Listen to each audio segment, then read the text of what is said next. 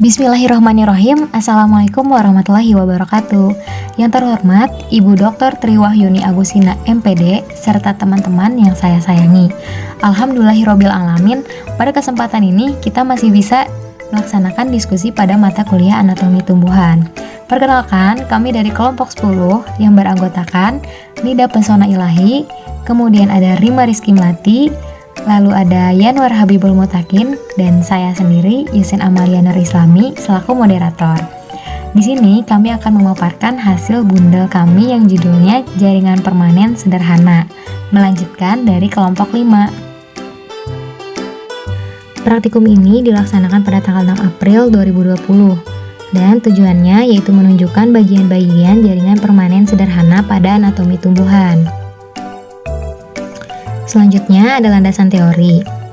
Jaringan permanen atau disebut juga jaringan dewasa, yaitu jaringan yang berasal dari pembelahan sel meristem maupun sekunder dan sudah tidak mengalami pertumbuhan atau sementara berhenti. Berdasarkan sel penyusunnya, jaringan permanen ini terbagi menjadi dua, yaitu jaringan permanen sederhana dan jaringan permanen kompleks. Jaringan permanen sederhana ini terdiri dari parenkim, sklerenkim, dan kolenkim. Sedangkan jaringan permanen kompleks terdiri dari epidermis dan jaringan pengangkut, yaitu xilem dan flum. Epidermis merupakan lapisan sel paling luar yang menutupi permukaan seperti daun, bunga, buah, biji, dan memiliki fungsi sebagai pelindung dan sebagai tempat pertukaran zat. Lalu jaringan parenkim.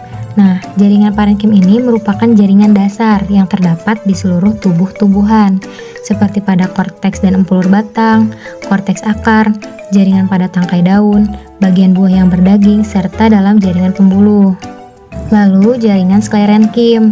Jaringan sklerenkim ini merupakan jaringan penyongkong yang terdapat pada organ tubuh tumbuhan dan tersusun dari sel-sel mati yang seluruh bagian dindingnya mengalami penebalan sehingga kuat, dan sel-selnya ini lebih kaku dibandingkan sel kolenkim. Bismillahirrahmanirrahim.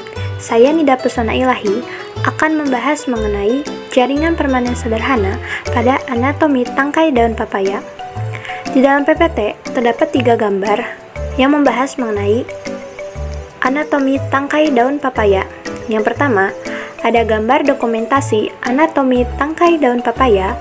Yang kedua, ada gambar tulis tangan anatomi tangkai daun papaya. Dan yang ketiga, ada gambar literatur anatomi tangkai daun papaya. Dan terdapat juga klasifikasi dan keterangannya. Kingdom Plantae, divisi Magnoliophyta, kelas Magnoliopsida, ordo Violales, famili Caricaceae, genus Carica, spesies Carica papaya, sayatan melintang, perbesaran 10x10. Di dalam gambar terdapat 4 yang termasuk dari bagian jaringan permanen sederhana, yaitu epidermis, kolenkim angular, parenkim korteks, dan kolenkim tubular. Epidermis merupakan jaringan yang terletak atau berada paling luar dari tubuh tumbuhan. Fungsi utamanya yaitu sebagai jaringan pelindung semua organ tumbuhan, mulai dari batang, daun, akar, buah, dari segala kondisi dan pengaruh lingkungan luar. Jaringan kolenkim berfungsi sebagai jaringan penguat atau penyokong pada organ tumbuhan yang masih aktif mengadakan pertumbuhan dan perkembangan. Di dalam gambar tadi terdapat 2 kolenkim, yaitu kolenkim angular dan kolenkim tubular. Kolenkim angular merupakan jaringan kolenkim yang mengalami penebalan pada bagian-bagian sudutnya. Sedangkan kolenkim tubular yaitu penebalan selnya hanya terdapat pada sel kolenkim yang memiliki ruang antar sel. Terdapat juga parenkim korteks.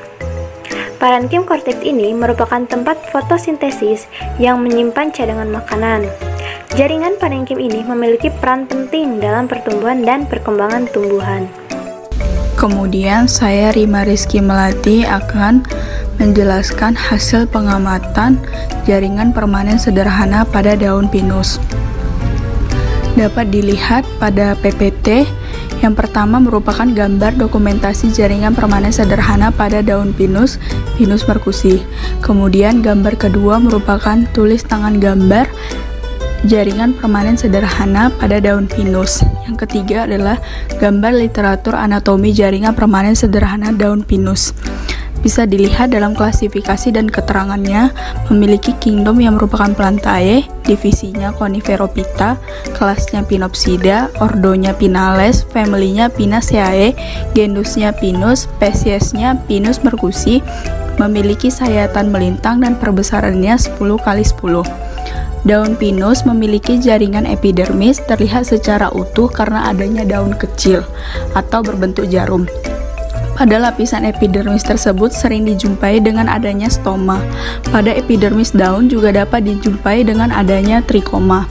Epidermis pada daun pinus yang seperti jarum itu masing-masing terjadi dari sel-sel yang berdinding tebal dan tertutupi dengan kutikula tebal.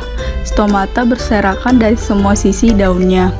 Kemudian adanya endodermis yang merupakan lapisan paling dalam korteks akar dengan sel-sel tebal yang membatasi korteks dan stele. Kemudian adanya hipodermis adalah salah satu lapisan dari beberapa lapisan yang terdapat pada kulit.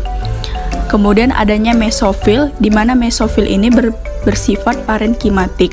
Dinding sel mesofil dilengkapi dengan invaginasi berbentuk tabung yang khas ke dalam sel. Sel-sel ini mengandung kloroplas. Kemudian di tengah-tengah daun ada satu berkas pembuluh atau dua yang sangat berdekatan.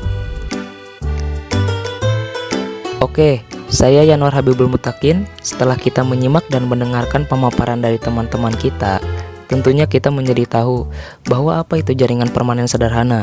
Lalu dijelaskan pula anatomi tangkai daun papaya dan anatomi daun pinus seperti apa.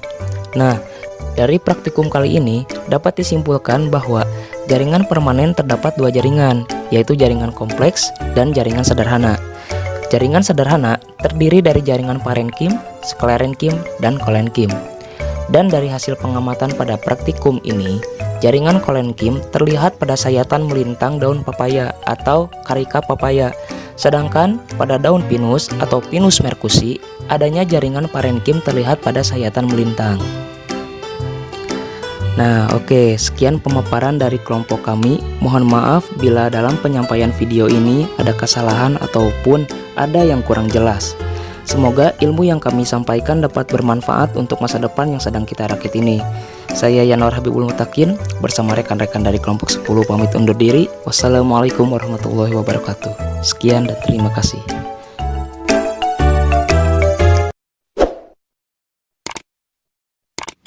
Yo, subscribe yo.